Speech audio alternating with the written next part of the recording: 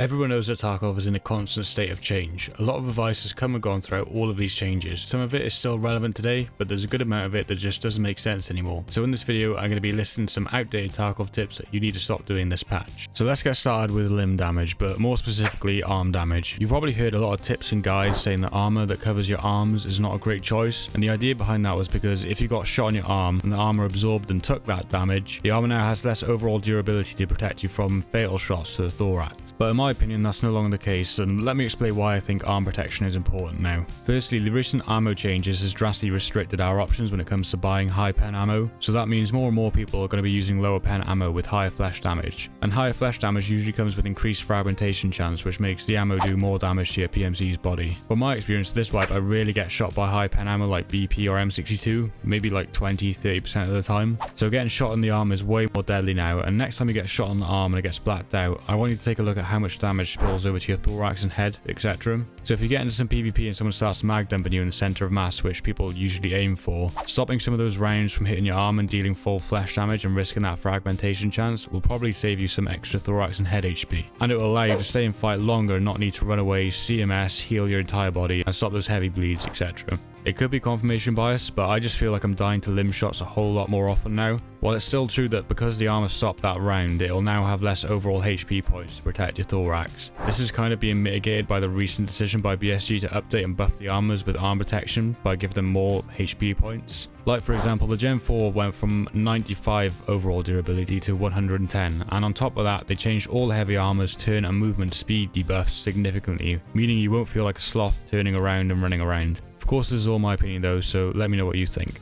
Before we get into the next part of the video, I know there's a lot of us suffering from Tarkov burnout and need something fresh and exciting to play, and I've got you guys just the thing, and that's today's sponsor, Raid Shadow Legends. Raid is a tactical turn-based MMO battle game with a strong emphasis on hero collection, and what's great about Raid is that it's completely free to download and play. It has over 80 million downloads and millions of active players, and I'm not surprised why. Raid has impressive graphics that are indistinguishable from PC and console, and there's over 650 unique champions to collect from different factions, and on top of that, the customization leaves me constantly wanting to come back and experiment with something new with the billions of ways you can build and customize your champions. And if not hooked on that, then here's 3 reasons why I love playing Raid. There's endless new content added every month, and the constant new champions and updates leaves you with hours of fun to sink your teeth into. The amount of customization in Raid adds a ton of replayability to the game, and I'm a big fan about how much I can switch up my champions and still dominate the battlefield. Secondly, I know a lot of you guys here are big on competitiveness, and while you can take Raid easily and play casually, it also allows you to compete to be the best. There's a ton of awesome bosses to fight and dungeons to raid, and you can challenge yours and others' skill in the arena, which is the home to the highly competitive PvP aspect of Raid. Figuring out the best way to beat other players really scratches that competitive itch we all have. And thirdly, the recent Valentine's Day update. Love is in the air, even in the world of Raid, and now new players can enjoy a special Valentine's Day themed adventure with the Raid Love Quest. All you need to do to get involved is to download Raid Shadow Legends from the links below, copy your in-game player ID, and then head to the raidlove.polarium.com. There, enter your player ID and set out on this heartfelt quest, running from February 14th to March 14th. Play one of the Valentine's Day themed mini games for a chance to win some fantastic in-game and real-life prizes, including Valentine's Day themed Raid champions, and even some Amazon gift cards worth up to $1,000. If you're an old Raid player, you can still share the love too. Use a special promo code SaintValentines23 that everyone can use to get a small Valentine's Day gift from us to you. With all this exciting stuff and more coming to Raid, if you haven't started playing yet, then what are you waiting for? Use my link in the description or scan my QR code on screen to get some insane bonuses. We are talking an epic champion, Kellen, the Shrike, and other useful things like energy refills, magic potions, and XP brews. You can find the link to all this incredible stuff in the description and pinned comment below.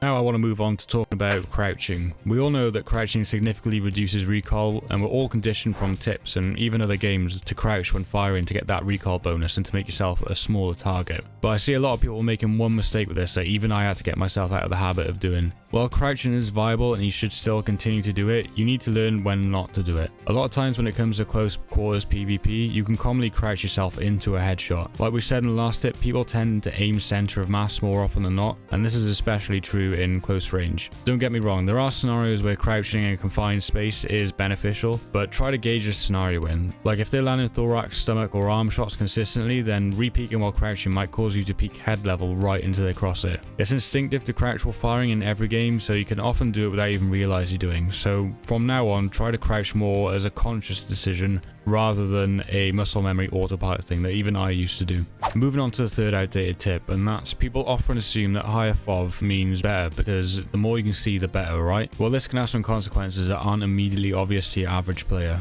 The way Tarkov's FOV system works is weird and a tad flawed. Increasing your FOV will make objects in your view smaller, and this effect is more apparent the longer ranges, as we can see in the hideout here. This might be fine for you as there's some of you out there that have good aim, so having a smaller target might not be that much of an issue for you. But you will have more recoil, not in the literal sense, but using optics it'll make it feel noticeably more exaggerated as seen here. So it leaves us with this dilemma.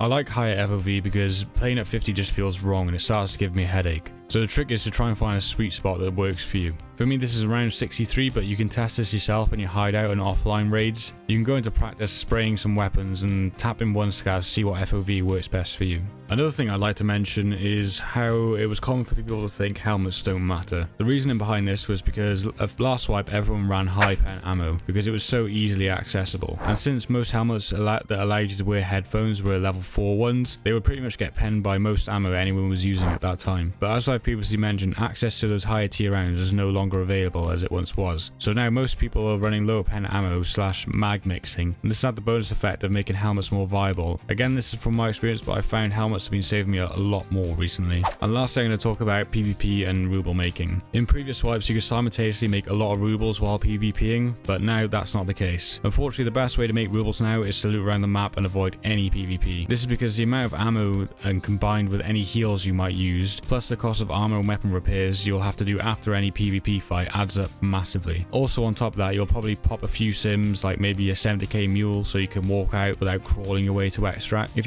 you think about how all that adds up, you're probably making only a couple K rubles after every PvP engagement, and the amount of risk that PvP has to it just makes it not really worth it anymore. The best way to make rubles now is to run away from any fights and avoid everyone else. You'll make way more money by looting found in raid items that spawns on the map naturally than you will by killing a chav with a meta M4. Unfortunately, that's just how the game forces you to play now. But again, that's just all my opinion. I'd like to know what you think about it down in the comments, and if you'd like to see a part 2 to this or not. I hope you guys enjoyed it, and if you want to see some solo tips, then check out this video here.